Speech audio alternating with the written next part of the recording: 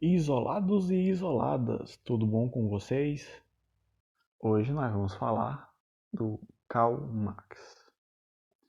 Marx, juntamente com Friedrich Engels, escreveram juntos algumas obras e sempre estiveram um ao lado do outro por convicções de pensamento e por amizade. Atentos a seu tempo, ambos os autores observaram que o avanço técnico aumentaram o poder humano sobre a natureza e foi diretamente responsável por riquezas e progresso. Porém, em contradição, trouxera a exploração crescente da classe operária, cada vez mais empobrecida. Bom, esse é basicamente o contexto que o Marx e o Engels estão inseridos. Outra questão importante de ressaltarmos é essa crítica à dialética hegeliana. O resgate da crítica hegeliana acontece de maneira que o Marx percebe que a teoria hegeliana do desenvolvimento geral do espírito ela não conseguia explicar a vida social. É bom lembrarmos que o Hegel, através do seu sistema, ele queria dar de conta de explicar toda a realidade.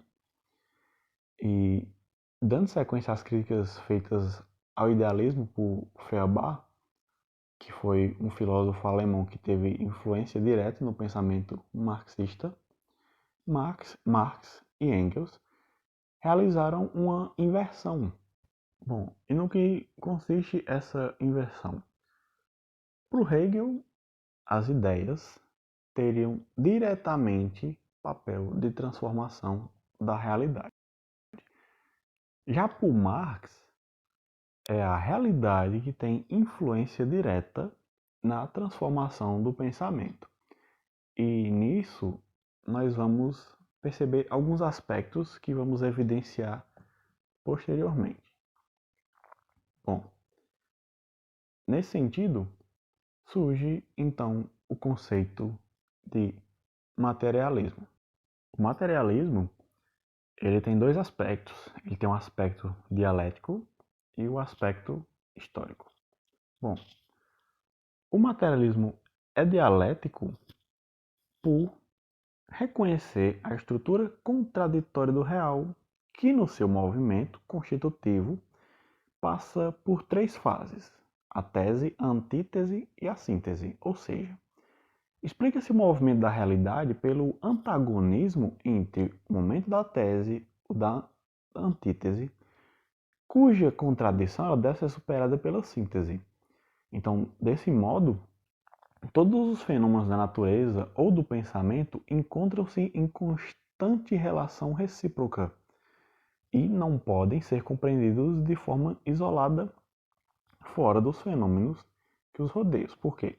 Os fatos eles não são átomos, eles pertencem a um todo dialético e, como tal, fazem parte de uma estrutura. Então, a matéria ela acaba sendo a fonte da consciência e a consciência torna-se o reflexo do meio. Ao entendimento de que há uma disputa de classes sociais histórica desde os primórdios da humanidade e que ela está condicionada à produção material, ou seja, o trabalho e o resultado do trabalho da sociedade. E por falar nesses aspectos das relações de trabalho, o Marx ele fala da mais-valia. O que é a mais-valia? A mais-valia é a diferença de preço entre um produto final e sua matéria-prima. Essa diferença é acrescentada pelo trabalho impresso sobre o produto e, segundo Marx, todo o trabalho é feito pelos trabalhadores, enquanto a burguesia apenas desfruta do lucro. Em termos mais simples para que possamos compreender essa situação, é como se você trabalhasse 8 horas por dia e somente 6 dessas horas fossem devidamente remuneradas. essa parte a qual você não recebe é o lucro do seu empregador, é o lucro da burguesia.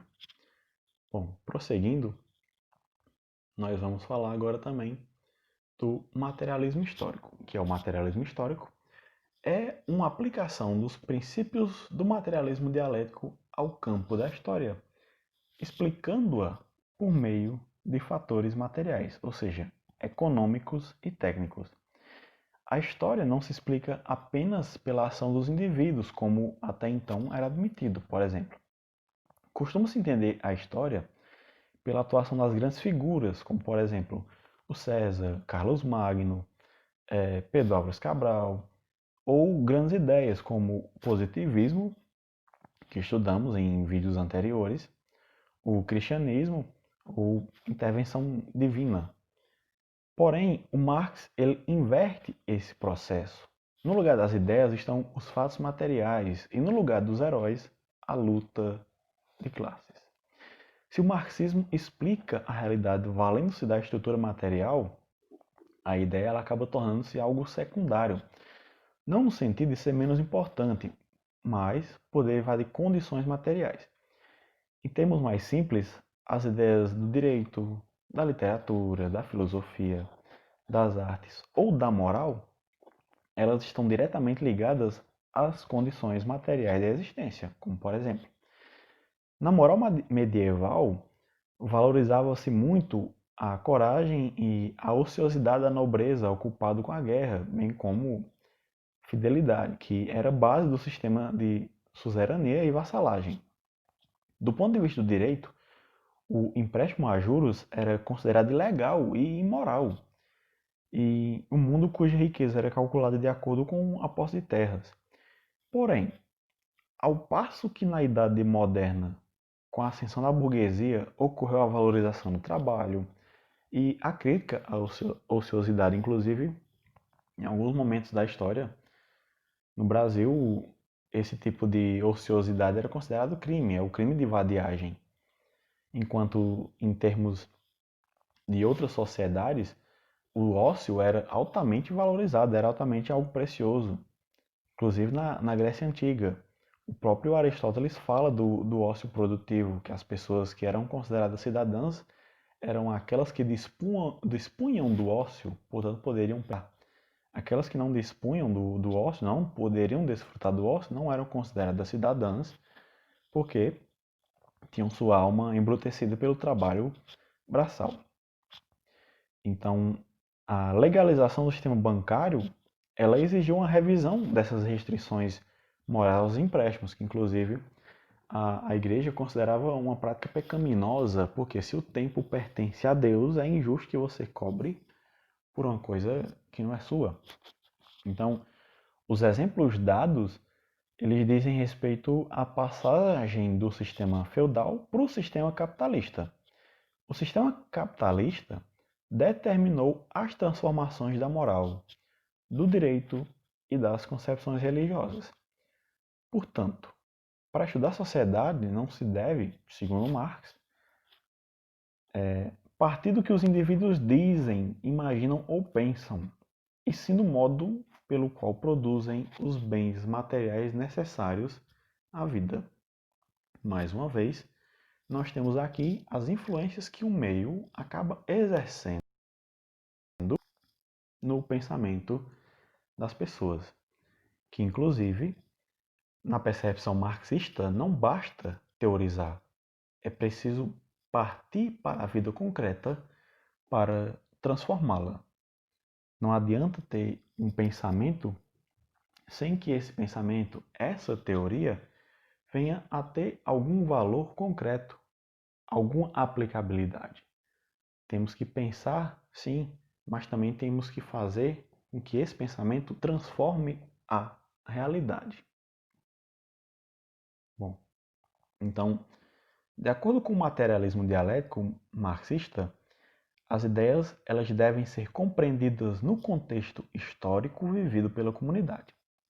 No entanto, Marx mostra que, numa sociedade dividida em classes e com interesses opostos, muitas vezes esse conhecimento aparece de maneira distorcida, como ideologia. Ou seja, a ideologia, segundo Marx, é o conhecimento ilusório que tem por finalidade mascarar conflitos sociais e garantir a dominação de uma classe sobre outra. Para Marx, as concepções filosóficas, éticas, políticas, estéticas e religiosas da burguesia são estendidas para o proletariado, o que acaba por perpetuar os valores a ela subjacentes como verdades universais. Então, desse modo, impedem a classe submetida a tais valores o desenvolvimento de uma visão mais cuidadosa e lute por sua própria autonomia. Se levarmos às últimas consequências a ideia de que, na perspectiva dialética, a consciência nunca é cegamente determinada, pode-se concluir que cabe à classe dominada desenvolver o discurso não ideológico, portador de universalidade e não mais restrito aos interesses de uma classe dominante. Como afirma Marx, o proletariado poderá lutar inclusive pela revolução, entendida como uma transformação radical do ser humano e da sociedade. Então, nesse sentido, aquela classe, aliás, que está no poder, ela vai perpetuar sua moral, seus valores, para que a classe dominada acabe seguindo de forma cega. E não conteste, porque quanto mais presente na história, quanto mais tradicional, por assim dizer, esses valores estiverem perpetuados, as pessoas vão dizer, não, sempre foi assim e sempre será. Acaba entrando numa questão de costume, que inclusive é uma das formas de dominação, segundo um filósofo chamado Etienne Laboétie. Então, por fim, nós ficamos por aqui.